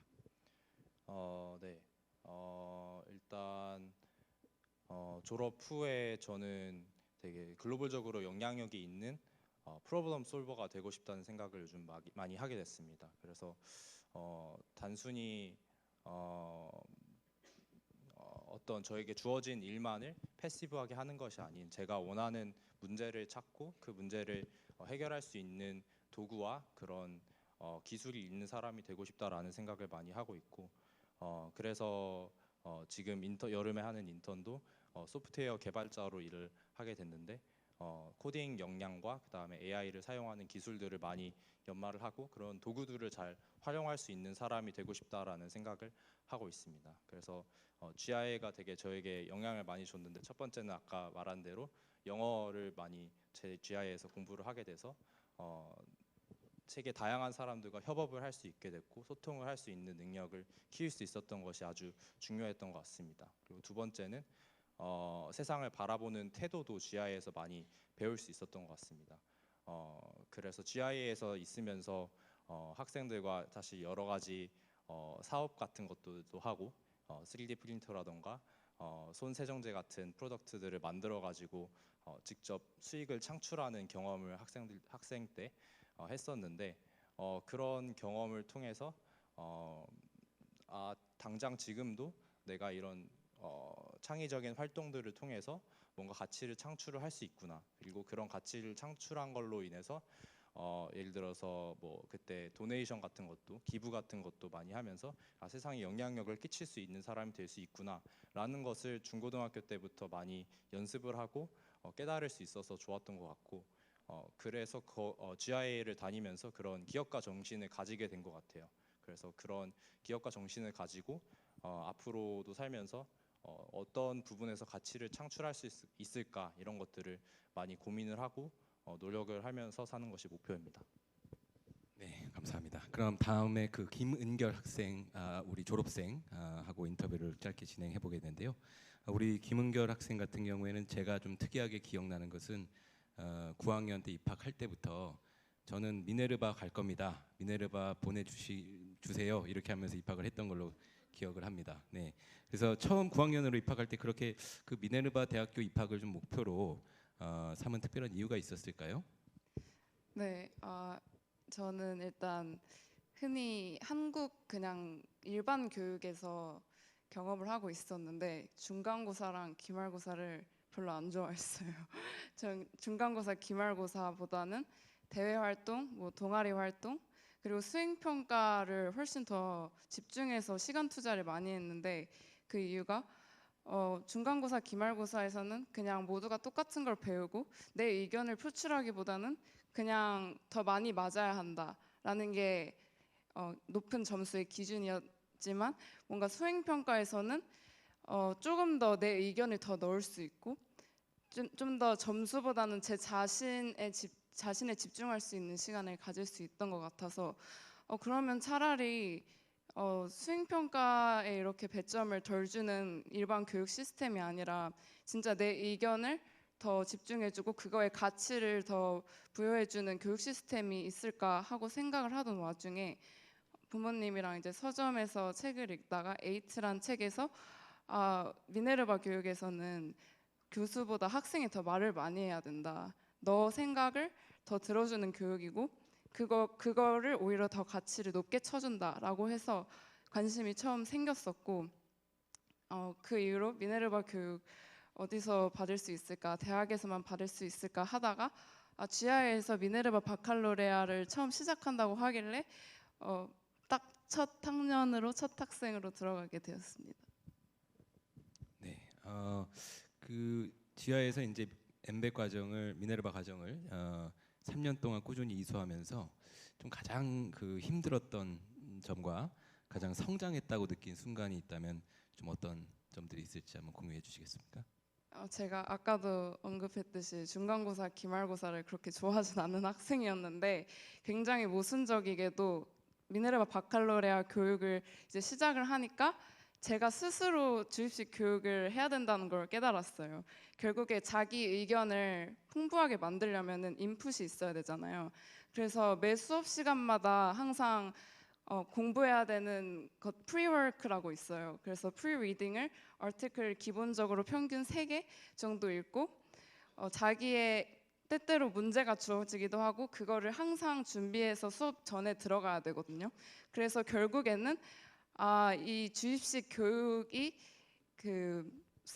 누가 시키건 말건 어쨌든 간에 내가 뭔가를 배우기 위해서는 내 의견을 만들어내고 그걸 공유하기 위해서는 거쳐야 하는 과정이란 거를 그냥 한 번 더 깨달았고, 오히려 그걸 좀 더 주도적으로 내가 내 의견을 말해야 되니까 주도적으로 인텐셔널하게 하는 학습 태도를 더 배운 것 같고, 네, 매 수업마다 준비하는 게 굉장히 중간고사, 기말고사는 또 다른 차원의 힘듦이었지만 큰 깨달음을 주었다. 네. 네, 한 가지만 더 질문드리겠습니다. 최근에 이제 미네르바 입시 과정을 겪었기 때문에 누구보다 잘 알 것 같은데요. 그 미네르바 입학 준비 과정에서 가장 중요했던 요소는 무엇이었고, 또 에세이, 프로젝트, 인터뷰 중 등등 중점적으로 조언해줄 부분이 있을까요? 네, 미네르바 대입을 하게 되면은 6 challenges라는 게 있어요. 그게 미네르바 대학교에서 단독적으로 만든 대입 과정인데, 6 challenge 중에서 뭐 IQ 테스트도 있고, 뭐 math 시험도 있고, 뭐 reading comprehension 이런 것도 있지만 가장 제가 중요하게 생각하는 것은 6 achievements라는 건데, 뭐 common 앱을 다들 들어보셨을지는 모르겠지만 결국 대입을 준비하는 그 앱이거든요. 거기에 결국 내가 한 엑스트라 커리큘럼 그거를 10개 적는 거랑 비슷하다고 보시면 되는데, 6 achievements에서는 말 그대로 자기가 생각하기에 내 자신을 잘 표현할 수 있는 6개의 achievement를 작성을 하는 것인데요. 여기서 미네르바가 굉장히 중요시하는 가치가 있다고 생각이 되는데, 그걸 만약에 미네르바 교육에 관심이 있으시다면 막 바로 대입을 하지 않으셔도 한번 채워 나가보는 걸 추천드려요. 왜냐하면 미네르바 어드미션 페이지에 들어가면 누구나 작성을 할 수 있기 때문에 그거를 보면서 이 6개의 어치브먼트가 어떻게 나라는 캐릭터를 통일성 있게 전달하느냐를 항상 염두에 두시고 하는 게 가장 중요하다고 생각이 들고요. 그냥 산발적으로 수학 올림피아드 1등, 뭐 스피치 대회 1등 이런 것보다 결국에는 이 활동 하나하나가 내가 가장 중요시하는 가치를 어떻게 연결시키고 내가 항상 중요시했던 그 메시지가 뭐였는지를 자연스럽게 간접적으로 드러낼 수 있게 하는 게 저는 가장 중요하다고 생각이 들고, 제 예시를 좀 들어드리자면 저는 저의 그런 통일성 있는 6 achievement를 통해서 드러난 메시지는 오리지널리티를 발견하자였어요. 제 오리지널리티 개성을 인정하고 그거를 계속 발견해주자라는 것이었는데, 2가지 활동을 하나 설명을 드리자면, 첫 번째 활동은 제가 스스로의 그런 개성, 대체 불가능한 점을 생각을 해서 경험, 이벤트, 뭐 어치브먼트 이 3가지로 나눠서 스스로 분석하는 그런 툴을 만들었어요. 그래서 그런 툴 하나가 하나의 어치브먼트였고, 또 다른 거는 지하의 초등학교 학생들에게 미술 심리 수업을 했는데, 그게 결국에는 얼마나 테크놀로지컬하게 잘 그리냐가 아니라 나만이 표현할 수 있는 메시지를 미술로 표현할 수 있게 뭐 가르쳐주는 그런 수업이었는데, 이 2가지 활동을 둘 다 보시면 이 친구는 굉장히 그런 개인의 개성을 찾아주는 걸 좋아하는 친구구나, 그거를 굉장히 중요시하는 친구고 그게 이 2 활동에서 보여지는구나 하는 메시지가 보이잖아요. 그런 식으로 지금까지 한 활동을 나열해봤을 때 그 메시지를 발견을 하고 또 하는 과정에서 만들어 보기도 하고, 그런 거를 굉장히 추천드립니다. 네, 아주 구체적인 설명 감사드립니다. 다음은 우리 최현수 학생에게 좀 마이크를 넘겨주시면 좋을 것 같은데요. 우리 최현수 학생 같은 경우에는 그 GI에서 졸업을 하고 이번에 2년이 됐죠, 졸업한지. 네. 그리고 이제 최근에 그 편입 과정을 좀 겪었는데 최근에 아주 좋은 소식이 들려왔다고 해요. UC 버클리하고 밴더빌트 또 버스턴 유니버시티 이렇게 아주 유수한 그런 명문 대학교에서 그 합격 소식을 들었다고 합니다. 그래서 그거에 관련된 질문을 좀 드리려고 하는데요.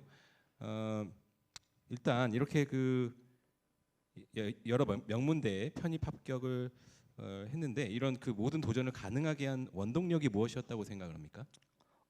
저는 항상 어렸을 때부터 제가 가졌던 신념이 있는데 그거는 내가 더 큰 물에서 놀아야 내가 그만큼 더 큰 사람이 된다라는 믿음이었던 것 같아요. 그래서 물론 제가 지금 다니고 있는 학교도 되게 좋은 학교였고 제가 영화과 학생이거든요. 그래서 그 과로 되게 좋은 학교였었는데 근데 이번 학기 때 편입할 기회가 있고 그리고 그 편입이라는 거는 다음 레벨로 갈 수 있는 그런 기회라고 저는 생각을 했었기 때문에 그래서 왜 마다할 이유가 없다. 그래서 저는 해봤고 그래서 네 다행히 결과가 잘 풀려서 다행입니다. 그리고 늘 GI 이사장님이 제게 말씀하시기를 늘 큰 학교를 바라보고 거기를 한번 시도해보고 그리고 거기서 공부해보아라 라는 말씀을 제게 늘 하셨는데 저도 그 말씀에 크게 동감했기 때문에 네, 한번 이번에 편입을 했고 그게 원동력이 되었던 것 같습니다. 네, 네 이렇게 좋은 대학들에서 많이 붙었으니까 이제 고민이 좀 될 것 같은데 혹시 뭐 이렇게 어떤 대학을 가겠다 이렇게 결정한 부분이 있나요? 일단은 너무나도 감사하죠. 왜냐하면은 제가 일단은 GI에 오기 전에 그냥 저도 그냥 일반 한국 학생이었거든요. 일반 한국 초등학교, 중학교, 고등학교를 계속 다니던 학생이었는데 고등학교 때 자퇴를 하고 GI의 마이크로 스쿨에 온 거거든요. 근데 정말 그때까지만 해도 저는 이런 기회가 올 거라고 생각을 전혀 하지 못했어서 일단 너무 감사하고요. 일단은 제가 붙은 학교 중에서 일단 각 학교의 커리큘럼이 저와 얼마나 잘 맞는지 그리고 제가 거기서 무엇을 배울 수 있는지 한번 봐야 될 것 같고요. 그리고 제가 지금까지 대학 2년 생활해 보니까 생각보다 이 내가 배우는 환경과 이 주변 도시가 되게 중요하다고 느껴서 가지고 그 부분도 지금 고려를 하면서 네, 지금 네 골라보려고 하고 있습니다. 예. 자신을 골라달라고 하는 게 아니라 자신이 학교를 고르게 되는 그런 학생이 되었군요. 너무 예, 감사하죠. 축하드립니다. 예. 그 자신의 미래를 또 이렇게 직접 설계해 나가는 우리 후배들에게 마지막으로 꼭 해주고 싶은 말이 있다면 어떤 말이 있을까요? 지금 솔직히 저도 2년 전까지 저기 뒤에 있는 학생들과 네, 같은 입장이었기 때문에 제가 무슨 조언을 할 그게 아니라고 생각하지만 일단은 제가 이번 학기 때 편입 준비하면서 가장 크게 느낀 그런 조언이 될 만한 말은 그냥 하루하루 최선을 다하면서 살아가라. 되게 추상적이게 들릴 수 있지만 왜냐하면은 계속 물론 자기가 무엇을 좋아하는지 알고 그것을 이루기 위해서 어느 학교에 가야겠다, 어느 프로그램에 가야겠다. 이거 너무 중요하거든요. 그리고 꼭 해야 되는 거고. 근데 너무 그것만을 바라보다가 자기 앞에 있는 거, 뭐 자기가 신경 써야 될 거, 예를 들어서 뭐 엠백 하고 있으면은 엠백 수업도 신경 써야 되고 학교 친구 관계도 신경 써야 되고 그러한 눈앞에 있는 것들을 신경 쓰지 못하게 되는 경우가 많은 것 같아서 그래서 저는 하루하루 정말 최선을 다하면서 살아가는 걸 네, 추천드리고 싶고 그리고 저는 이번 학기에 제가 그런 깨달음을 얻어서 정말 그렇게 살아가려고 했더니 정말 큰 성과들이 있었고 그 비단 편입 외에도 다른 부분에서도 큰 성과가 있었던 것 같아서 네, 저는 그냥 추상적으로 하루하루 최선을 다하면서 살아가는 게 최고라고 생각합니다. 네, 감사합니다.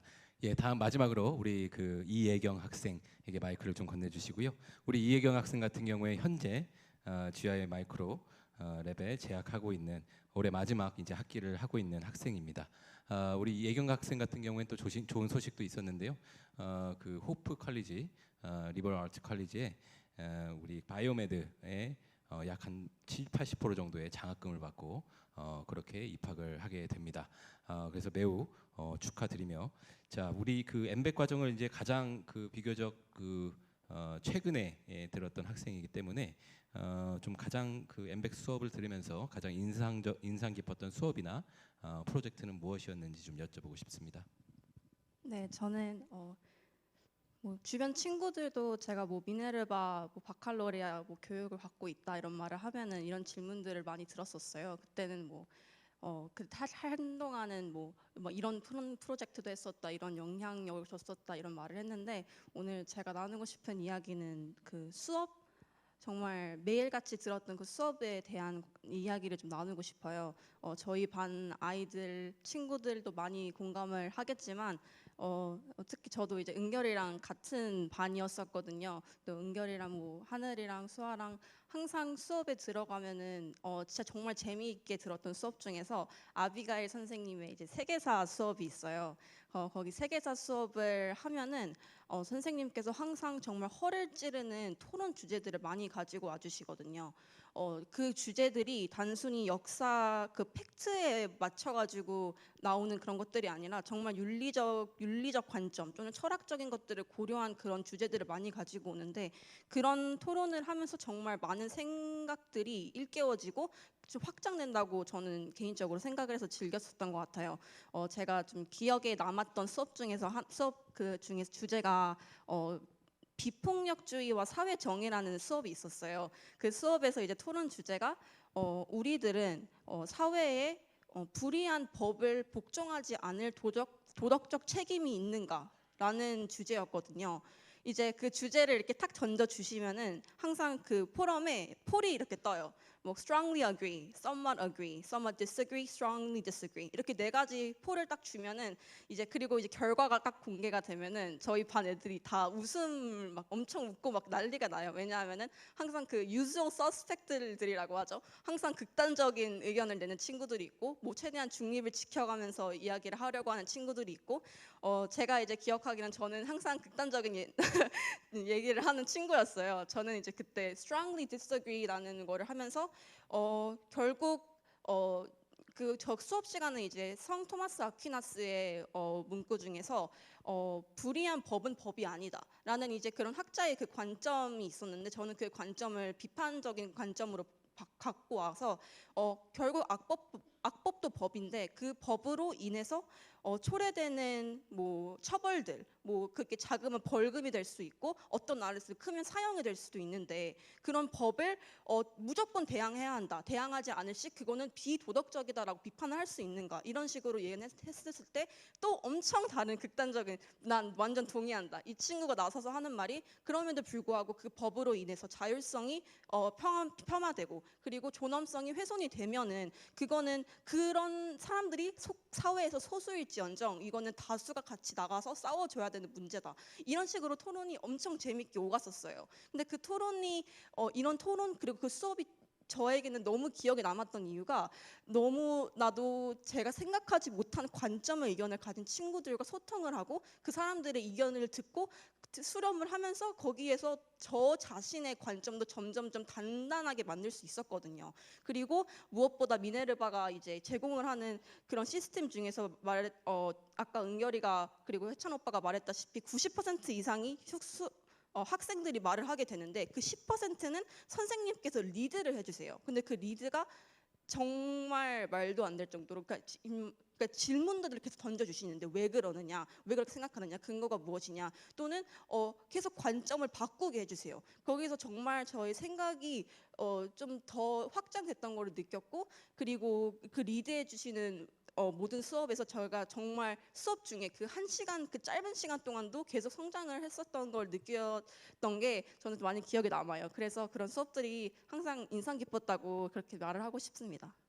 네, 감사합니다. 우리 엠백을 든 학생들은 다 투머치 토커들입니다. 예, 말이 끊이지가 않습니다. 그래서 저희가 실제 그 유튜브에 그 엠베커라는 유튜브 채널 한번 기획해 본 적도 있었는데요. 계속 그냥 말만 하는 거죠. 예, 그래서 예, 굉장히 그 토론을 좋아하는 우리 학생들입니다. 예, 그리고 앞으로 이제 바이오메드 분야를 전공할 예정인데 그 엠백에서의 경험이 또 어떤 방식으로 그 분야하고 또 연결될 수 있을 거라고 생각하는지 말씀 부탁드립니다.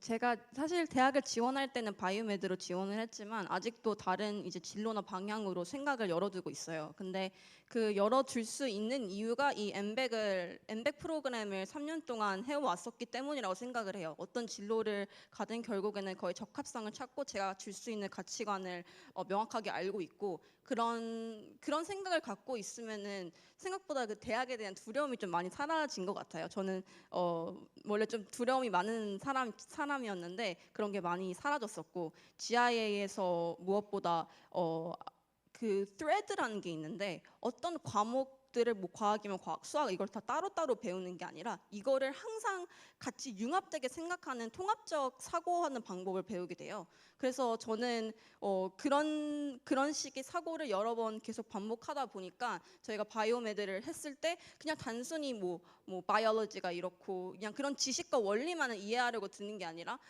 이 원리 또는 뭐라고 해야 되지? 과학적인 사실에 대한 뭐 윤리적 뭐 함이나 또는 그게 어떻게 세상에 어떤 영향을 줄 수 있는지 이런 것들을 계속 끊임없이 생각을 하게 될 것 같고, 그 안에서 또 많은 성장을 이룰 것이라고 생각하고 있습니다. 우리 졸업생들 인터뷰는 여기에서 마무리하는 것으로 하고요. 모두 성실하게 또 인터뷰 임해주셔서 감사드립니다. 네, 자리로 돌아가 주시면 감사하겠습니다. 네. 오늘 이렇게 끝까지 또 그 긴 시간 동안 자리를 함께 해주신 모든 분들께 진심으로 감사드립니다. 우리 AI와 미래 교육이라는 주제를 중심으로 나눈 오늘의 대화가 우리 모두에게 새로운 질문과 또 용기를 안겨주는 시간이었기를 진심으로 바랍니다. 한 가지 광고만 드리고 오늘 순서는 모두 마치도록 하겠습니다. GIA는 오늘 5월 말부터 초, 중, 고, 가을 학기 설명회를 예정하고 있습니다. 그래서 오늘 그 나눠드린 브로셔에 보시면 뒷면에 이 또 설명회 등록을 하실 수 있는 QR 코드가 네, 적혀 있습니다. 여기 화면에도 아주 크게 틀어주셨네요. 네, 그래서 그 저희가 총 4회에 걸쳐서 설명회를 진행을 하니까요. 희망하시는 분들은 이때 또 다시 좀 만나 뵙고, 그때는 GIA에서 교육하고 있는 그 엠백의 그 미네르바 프로그램과 또 우리 그 초등 과정에서 하고 있는 여러 가지 또 프로그램에 대해서 좀 더 상세하게 설명을 드릴 수 있는 기회가 있으면 좋겠습니다. 관심 있는 분들의 많은 참여를 부탁드리겠습니다. 네, 또 저희가 이 설명회 이후에 또 1대1로 만약에 개별 상담을 원하시는 경우에는 저희 GIA 마이크로랩 대표번호 02546-9646번으로 연락 주시면 또 상담 예약을 도와드리도록 하겠습니다. 다시 한번 바쁘신 일정 가운데 이 자리를 함께해 주신 여러분께 깊이 감사드리며 저희는 또 앞으로 열심히 달려가는 GIA가 되도록 하겠습니다. 감사드립니다.